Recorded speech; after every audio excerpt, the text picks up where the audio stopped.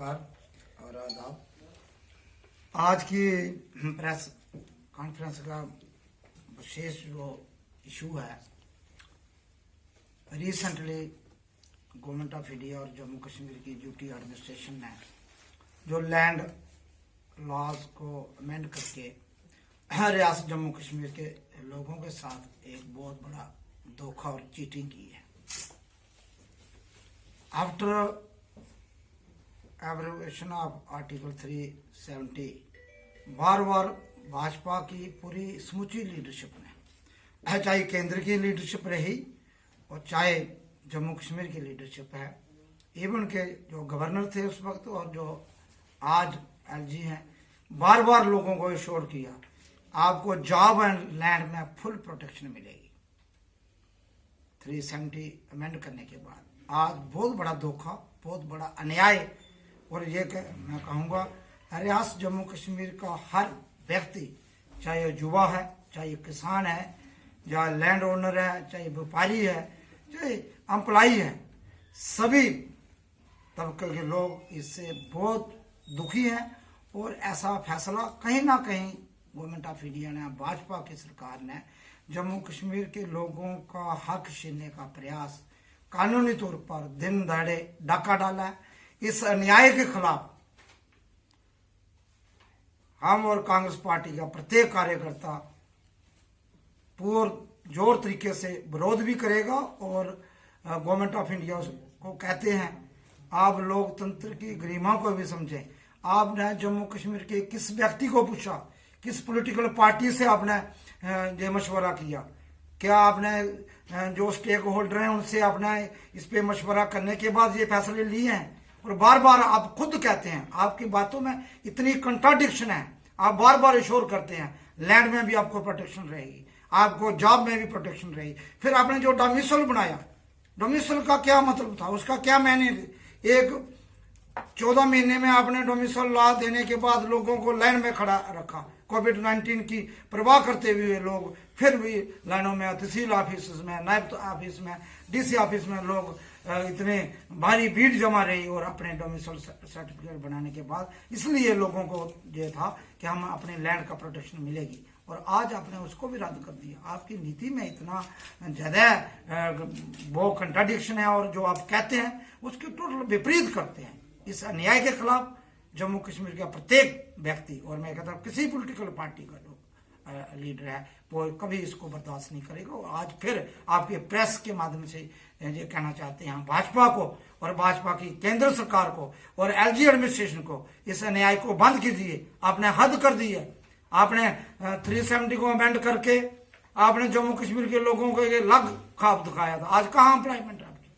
आज कहाँ इंडस्ट्री कहाँ है? आज जहाँ का बिजनेसमैन भारी पीड़ित है, आज यहाँ का किसान पीड़ित है, आज मिलिटेंसी आप डे बाय डे बढ़ रही है, आप पॉलिटिकल किलिंग हो रही है दिन दहाड़े, आप मिलिटेंसी को कंट्रोल करने में भी पड़ रहे हैं। आपने नोटबंदी और जीएसटी के बाद आपने कहा जहां काला धन बंद होगा मिलिटेंसी की कमर टूट गई, और आज देखे लोकल मिलिटेंट की तादाद भी बढ़ रही है। बड़ा चिंता का विषय है। हम हर मरहले में भाजपा की सरकार, केंद्रीय सरकार विफल रही है, और उसके बाद जम्मू कश्मीर के लोगों में भारी अन्याय, जॉब जहां से आपने छीनने, बाहर के लोगों को जॉब देने का प्रयास, जहां की लैंड आप छीनना चाहते हो, और आप जम्मू कश्मीर के लोगों को पीठ में खंजर मार रहे हो। और कहीं ना कहीं मुझे लगता है डोगरों की जो आइडेंटिटी है खत्म करने का प्रयास भाजपा के द्वारा किया जा रहा है। भाजपा की जो सिस्टर ऑर्गेनाइजेशन है, चाहे वो आरएसएस है या दूसरे दल है, मैं कहता हूं कहीं ना कहीं प्लान तरीके से, सोची समझी साजिश के तहत जम्मू कश्मीर के लोगों को और डोगरा कल्चर को बिल्कुल खत्म करने का था। जो हमारी भाषा पे अटैक कर रहे हैं, दूरदर्शन में जो डोगरी प्रोग्राम थे वो आपने खत्म कर दिए।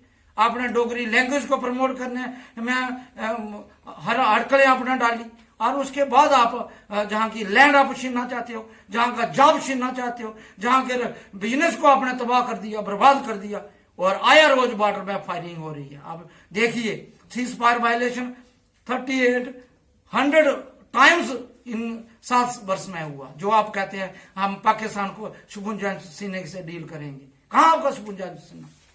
बिरयानी खाने तो बिना बुलाए आप चले जाते हो, और पाकिस्तान आया तो हमारे नियत किसानों पर, बॉर्डर पे रहने वाले इनोसेंट शहरियों पर गोले बरसा रहा है। रजौरी और नौशहरा के सेक्टर में भारी फायरिंग और हैवी शेलिंग करके किसानों की अपनी फसल जो प्रोड्यूस है उसको भी कल्टीवेशन करने में रुकावटें, अटकलें डाल रहे हैं। कहाँ सरकार, कहाँ सोई है सरकार, कहाँ केंद्र सरकार, कहाँ इनका होम मिनिस्ट्री में, यह कहता हूँ, कहाँ इनका सिस्टम जो इन प्लेस।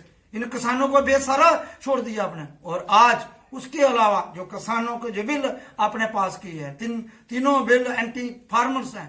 किसान रोड पे है, पूरा पंजाब का किसान, सबसे खुद कफील जो किसान था, जो अपने आत्मनिर्भर किसान, पंजाब का किसान, हरियाणा का किसान, जो देश को अन्न भी देता था, अन्नदाता भी था और अपने एम्प्लॉयमेंट भी देता था और अपने रोजी रोटी भी का साधन भी पूरा करता। आज ट्रेन बंद करके और पटरी में बैठे हैं पिछले 3 महीनों से।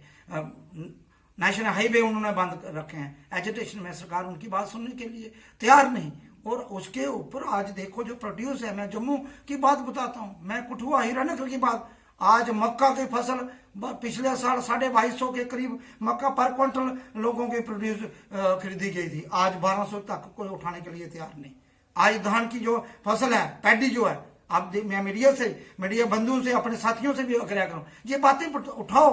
आप हिंदू मुस्लिम से बाहर निकलो, हिंदुस्तान पाकिस्तान से बाहर निकलो, जम्मू और कश्मीर की दरार से बाहर निकले। इसके अलावा भी मुद्दे हैं जो ह्यूमन से टच करते हैं, जो ह्यूमैनिटी को तबाह बर्बाद कर रहे हैं, आम कॉमन आदमी को सब्र कर रहे हैं, चाहे हिंदू है, चाहे मुस्लिम है, चाहे किसान की क्या जात है, वो हिंदू भी है, मुस्लिम है, सिख भी है, ईसाई भी है, हरिजन भी है, उच्च जाति से भी है। जो किसान है, किसान उसकी जाति है, उसका पेशा है, उसकी रोजी रोटी उस पर है। आज 1200-1300 से ऊपर आपकी पैडी की फसल कोई धान नहीं परचेज कर रहा। कहाँ आपके प्रोक्योरमेंट सेंटर, जहां 10 प्रोक्योरमेंट के सेंटर होते थे, वहां आज 1 है। और बिल्कुल सस्ते दामों में मजबूर होके किसान अपना पैडी की, राइस की फसल बेच रहा है। बासमती जो एक समय डॉक्टर मनमोहन